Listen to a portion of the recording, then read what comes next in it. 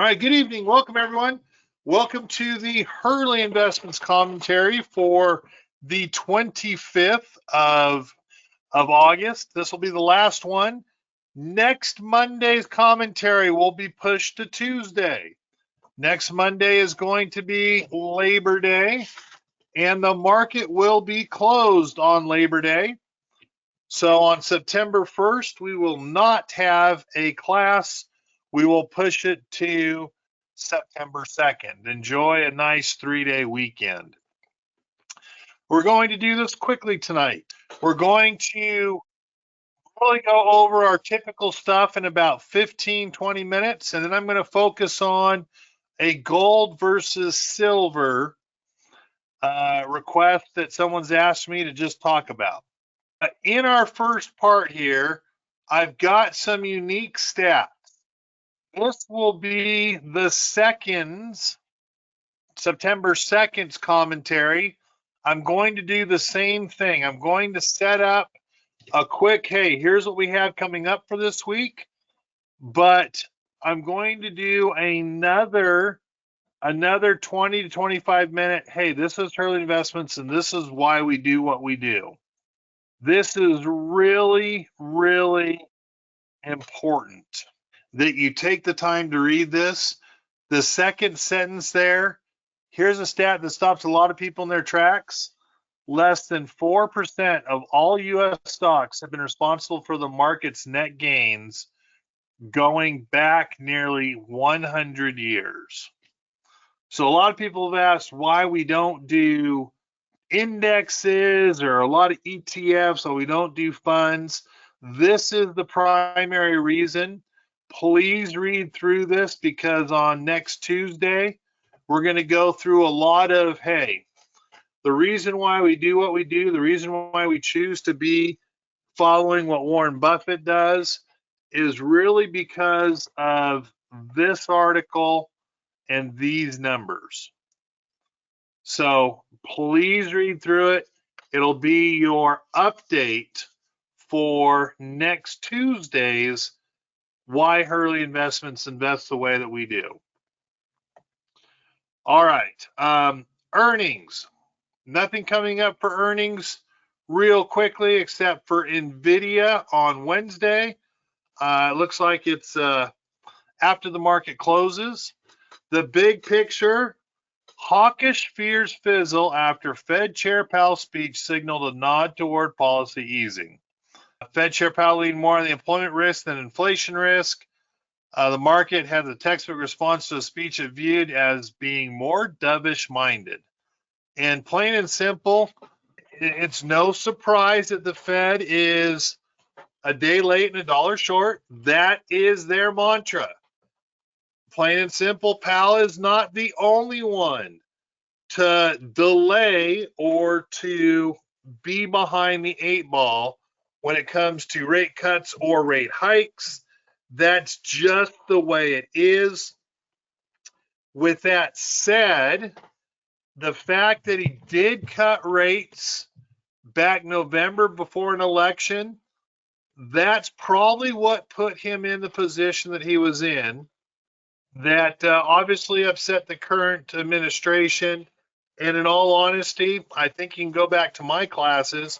You should probably, well, you will hear me say, hey, he probably should cut, but it would have been smarter to wait until after the election. I agree 100% with that. And he didn't do it. It made him look like he was having favorites. And obviously, you don't want to be in that position if you are a Fed chair. But some good information.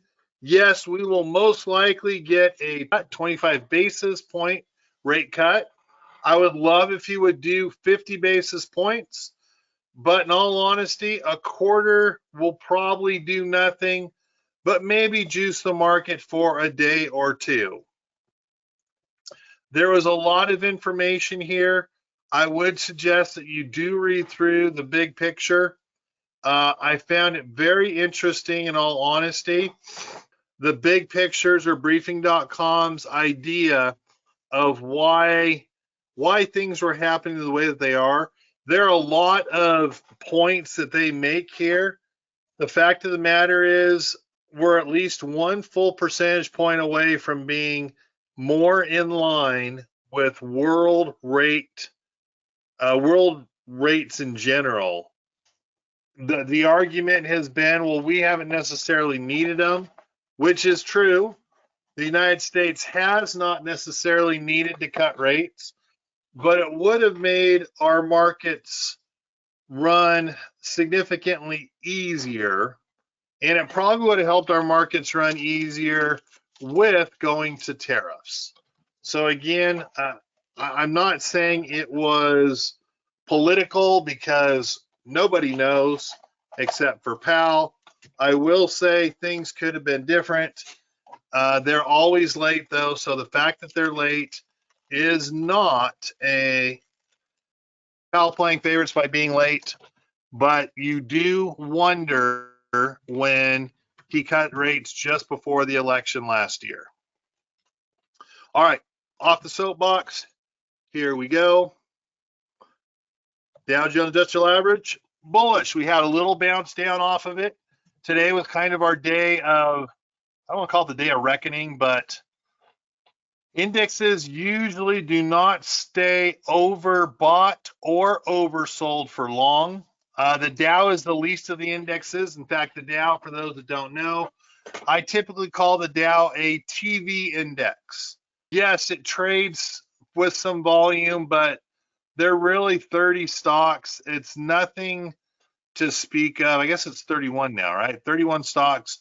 Nothing really to speak of. It's not a good broad-based index, but the Dow is the Dow, technically bullish, bounced off of almost being overbought, so we're giving ourselves a little bit of room to move higher. The S&P 500 just can't get above 6,500 is the best way to say it. Still bullish, bit of a down day today, almost lost 0.5%. We're going to need some catalysts, and the catalysts need to come whether they're perceived or not. The biggest catalyst we have coming up that'll move our markets higher, some type of Chinese deal.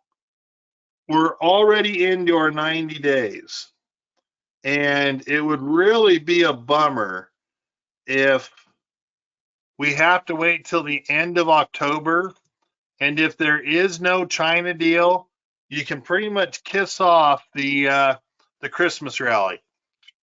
If we get taxes being raised and we have a temper tantrum out of the administration, that will kill our end of the year Christmas rally. So we're hoping in the next 60 days, the United States and China gets their crap together and they get things done. And by the way, that's how the S&P would move to 6,700 at the end of the year. Okay, NASDAQ. Oh, I wish it would move higher. NASDAQ's kind of the same thing. There's definite room to the upside to move, but it just feels like we're stopped out at around 21,800. We just can't get above that. The NASDAQ and the S&P 500 will move significantly with NVDA reporting most likely really, really good numbers yet again. They remind me of Boeing. They're going to have years of backlog. They're going to have years of more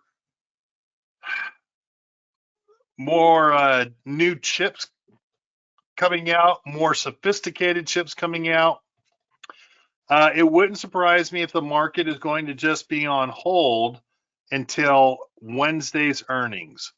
The good news, Thursday will be our market mover with GDP. Friday, we have PCE prices where core PCE should come in just in line. But with the holiday weekend, most big money will probably be out after the half day on Thursday. We'll most likely have very light volume on Friday. So a good PCE number, it's supposed to come in at 0.2. Core is supposed to be 0.3. we have a good PCE number and the markets could really be off to the races. Again, same thing Thursday. If we get a GDP number over 3.0, it'll mean that we're going to see a run higher in our markets on pretty low volume. Right now, August is up 0.72. I do think we'll probably be up 1% for August. It'll come on the heels of NVDA. So I'm going to move that to 1%. You can see how I've run through the month. Only up a 0.79 right now for the month of August, as I remember seeing or reading here recently. But this 100% comes down to being up 1% or down 1% will depend on NVIDIA's earnings.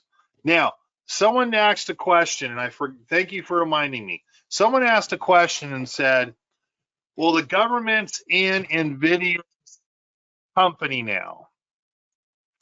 And just to kind of make this straight, you guys know this is not the first time that a company has taken or expected revenues from a company, correct?